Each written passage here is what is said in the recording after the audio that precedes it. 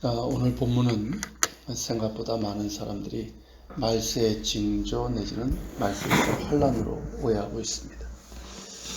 그런 말씀인데요. 특히 이제 24절서부터 27절의 7절까지를 이 본문과 연결을 해서 말세에 일어날 대재앙으로 생각하는데, 이는 본문을 잘못 읽는 데서 생기는 오해입니다. 본문은 예루살렘 파괴와 그로 인해서 파생될 끔찍한 사건들에 대한 말씀입니다. 예언의 말씀이긴 하지만 종말이 아니라 예루살렘의 파괴에 대한 말씀이라는 것입니다. 분명 성경에는 예수님의 재림과 관련된 예언의 말씀도 있지만 그 배경이나 상황을 무시한 채 본문과 같은 말씀들을 무리하게 이 말세에 대한 것으로 해석하는 것은 주의를 해야 됩니다. 자, 1절에서 제자 중 하나가 예루살렘 성전을 보고 그 웅장한 건물에 대해서 말하자 예수님께서 매우 노골적으로 성전이 파괴되어서 돌 하나도 도리에 남지 않고 다 무너지게 될 것이다 라고 말씀하셨습니다. 제자들에게는 매우 충격적인 말씀이었을 텐데, 예수님께서 성전이 내려다 보이는 감람산에 앉으셨을 때 이 베드로를 비롯한 제자 몇이 걱정스러운 표정으로 그런 일이 언제 일어날지를 묻습니다. 그리고 그런 일이 있기 전에 징조가 무엇인지도 묻습니다. 이에 대한 예수님의 답변은 세 단계로 이루어지는데요. 먼저 혼란의 시기가 올 것입니다. 5절서부터 8절인데 민족과 나라 간의 전쟁이나 지진 등의 혼란스러운 일들이 일어날 것입니다. 하지만 이런 일들이 핵심의 징조는 아닙니다. 두 번째는 예수님의 제자들이 박해를 받고 또 오해를 받고 심지어 죽임을 당하는 일들이 일어날 것입니다. 유대교와 로마에 의해서 박해를 당하고 체포되어서 권력자들과 인분들 앞에 서게 될 것입니다.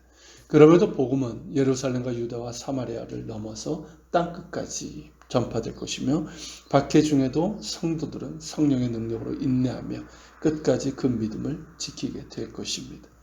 세 번째가 가장 임박한 증거인데, 멸망에 가증한 것이 서지 못할 곳에 선 것을 보게 될 것입니다.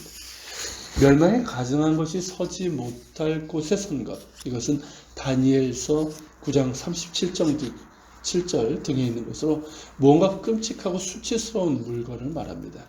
그 물건은 존재 자체만으로도 그 장소를 황폐하게 만듭니다. 그리고 다니엘 이후 실제로 이 일이 일어나게 됩니다. 예수님 당시보다 2세기 전인 이스라엘 땅을 지배하던 헬라 제국인 이 셀루코스 왕조의 안티오코스 4세 에피파네스가 유대교 말살 정책을 펴면서 예루살렘 성전을 이교도의 신전으로 만들어 버린 것입니다. 그때 이제 성전의 번제단에 돼지가 바쳐졌고 돼지 피가 뿌려졌습니다. 그리고 성전 지성소 안에 제우스 신상이 이제 집어넣어 버린 거죠. 이미 2세기가 지났지만 여전히 유대인들의 기억 속에는 그때 일이 생생하게 각인되어 있습니다.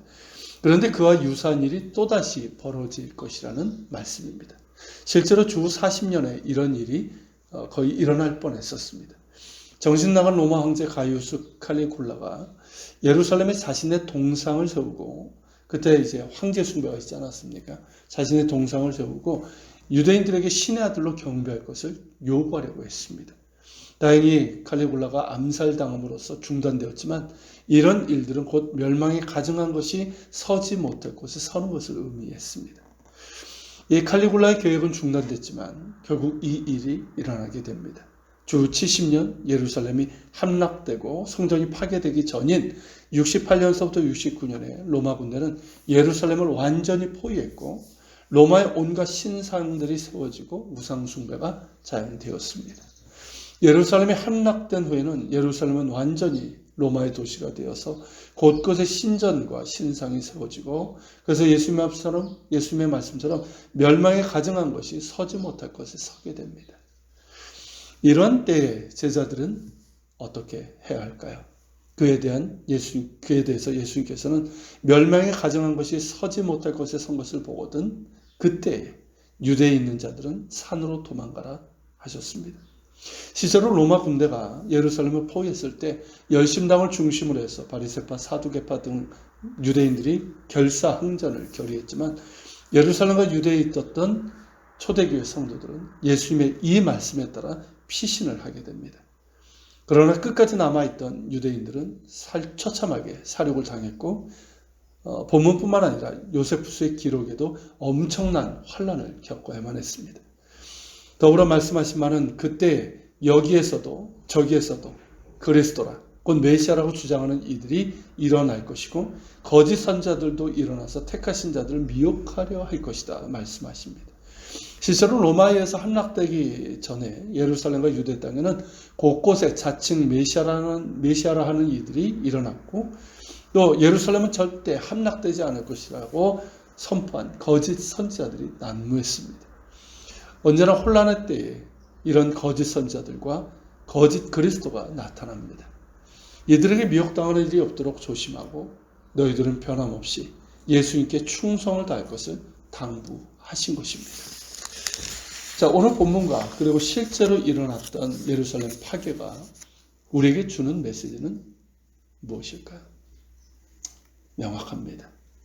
이 말씀이 일부의 잘못된 해석처럼 종말에 대한 것이 아니지만 우리의 상황에서는 언제나 흔들리며 요동하는 일들이 일어납니다.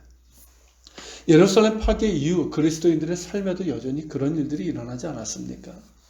그리고 우리 역시 우리 주변의 모든 것들이 흔들리고 요동치는 그런 상황을 종종 겪게 됩니다.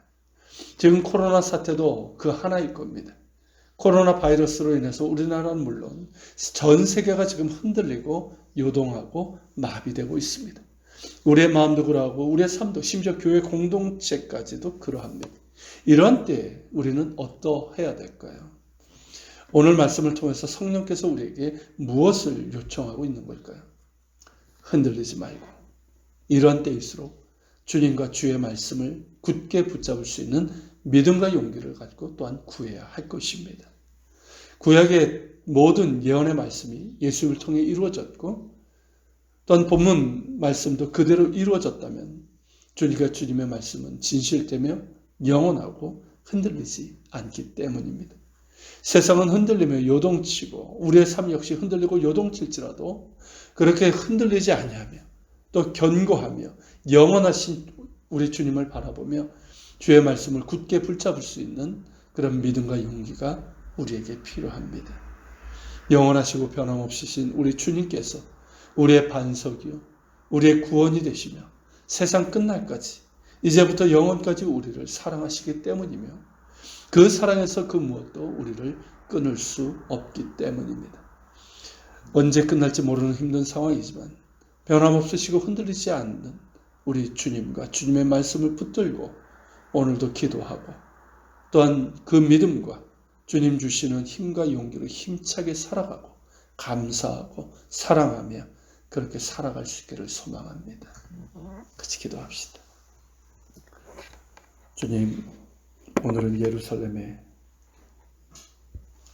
멸망, 성전의 파괴에 대한 주의 예언의 말씀을 우리가 보았습니다.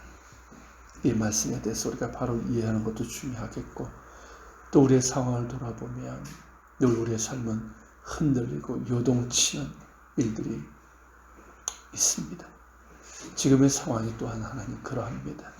전 세계가 흔들리고 요동치며 마비되어 있습니다. 주님 이러한 때에 우리가 이 말씀을 통해서 성령의 음성을 듣게 하옵소서. 우리의 상황 흔들리고 요동치지만 흔들리지 않으시고 견고하고 영원하신 주님과 주의 말씀을 붙들고 오늘도 기도하며 오늘도 주님 주시는 믿음과 용기로 감사하며 사랑하며 그렇게 살아갈 수 있도록 도와주시옵소서. 우리 같이 기도하며 주님 앞에 나아갑시다.